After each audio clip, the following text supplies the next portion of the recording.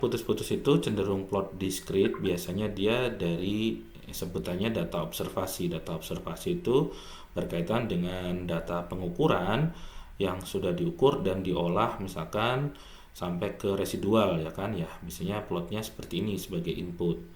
Nah, pada saat memodelkan bawah permukaan, sebelum ada body kan kosong.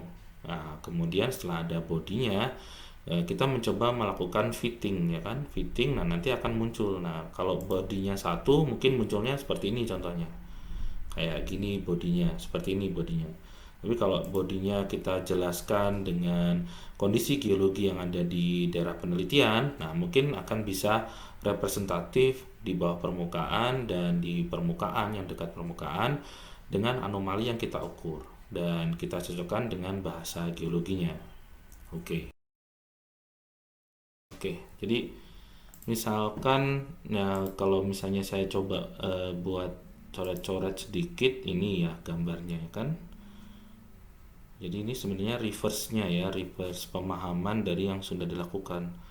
Misalkan saya buat ini, nah titiknya ini kan. Nah ini seharusnya di atas ini ada nih karena ini topografi kan. Nah ini misalnya ini bisa aja disebut sebagai poligonnya. Nah, ada berapa titik tadi dari saya ngeklik itu? Nah itu titik-titik input dari koordinat di bawah permukaannya. Tuh. Ya. Nah, dari sini misalkan saya tutup bodinya. Nah, di sini misalkan gambarnya saya beri warna yang lain, misalkan orange atau pink gitu ya. Nah, supaya kelihatan. Nah, ini ada beberapa titiknya. Kalau misalkan di sini, nah ini ada titik-titiknya, ini bisa kita rubah posisinya kan sama seperti yang kalian buat di apa namanya di software yang lainnya. Ini koordinatnya ini kita bisa tahu. Jadi di sini ada berapa sisi kan banyak. Bisa kita hitung. Misalkan contohnya saya hitung beberapa aja. Misalkan ini sama ini sisi 1, ini sisi 2, sisi 3, sisi 4, sisi 5 dan seterusnya. Berarti untuk satu body itu dia menghitungnya sebanyak berapa sisi. Kemudian yang body berikutnya, body 2 di sini yang sedimen. Nah, itu juga ada berapa sisi itu juga dihitung. Itu dijumlah nanti untuk satu stasiun. Satu stasiun lagi dijumlah untuk yang body yang ketiga, jumlah body 4, body 5, body 6 dan seterusnya.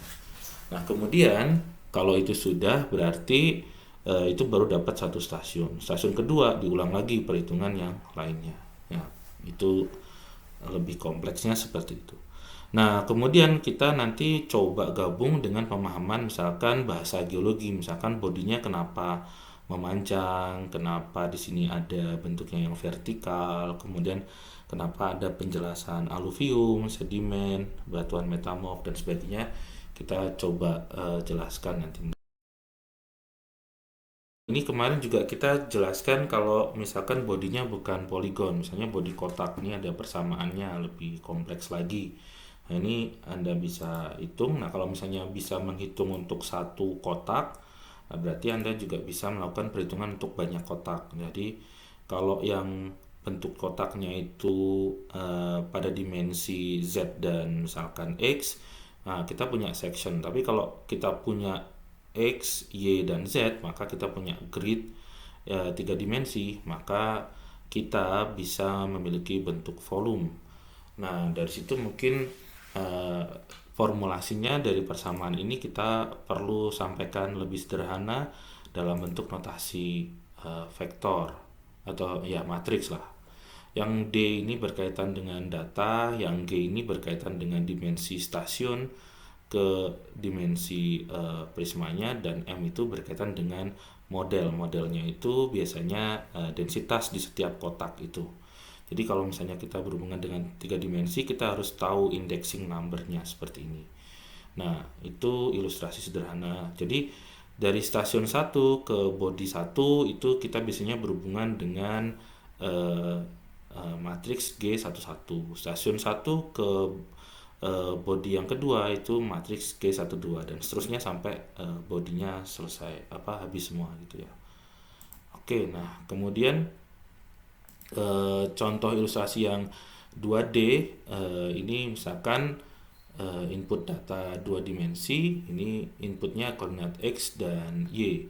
Nah, sedangkan untuk model, model yang sectionnya, irisannya ini bisa ditunjukkan dengan variasi warna kan di bawah permukaan. Yang atasnya ini ada plot biru dan merah. Ini juga salah satu bentuk pemodelan dengan body yang kotak. Nah, untuk yang body tiga dimensi ya ini kurang lebih ilustrasinya kalau misalkan bendanya flat, permukaannya flat. Kalau permukaannya ada bentuknya gunung atau apa, itu juga bisa dimodelkan, tapi lebih kompleks lagi.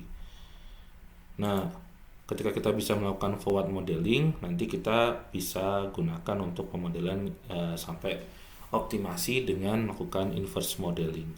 Secara sederhana ini adalah ilustrasinya. Kalau satu kotak itu bisa kita hitung dengan persamaan yang seperti ini. Oke, itu pemahaman awal. Mungkin nanti kalau ada ingin belajar lebih banyak, biasanya itu harus melakukan atau bisa menguasai komputasi ya untuk mempermudah karena yang dihitung cukup banyak kan bodinya begitu. Nah, demikian juga yang ini kalau berkaitan dengan komputasi Anda harus berhubungan dengan perhitungan yang banyak juga. Tadi sudah terbayang satu body dengan beberapa stasiun. Tadi kita coba yang pemahaman untuk menjelaskan tiga sisi saja cukup panjang begitu ya. Nah, apalagi untuk menjelaskan banyak benda dan banyak sisi dari poligonnya. Oke.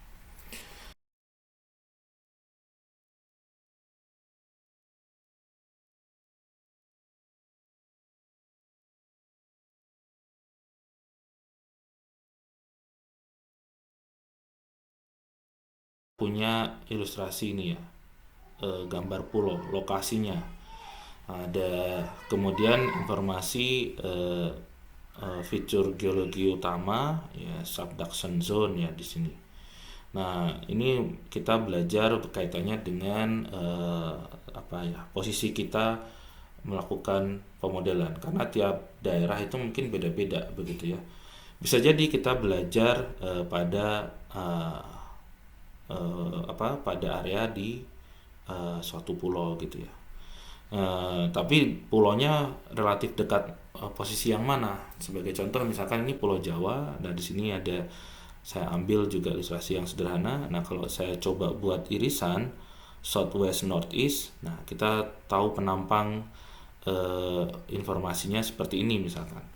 Jadi di sini di bagian lautan ini ada areanya ini, mungkin ada informasi yang Anda pelajari di tektonik atau geodinamik. Ini ada prisma akreasi dan mungkin di bawah lagi nanti ada subduction zone-nya sampai yang menunjam, kemudian informasi yang dekat permukaan sampai di pulau itu muncul pegunungan begitu ya, kemudian ada cekungan di belakang sampai ke laut yang di bagian back arc misalkan. Nah, mungkin itu sudah cukup dipahami. Oke, zona subduksi itu ada bagiannya. Tadi saya sebut prisma akreatik, kemudian ada forearc basinnya, zonanya itu kan area-areanya.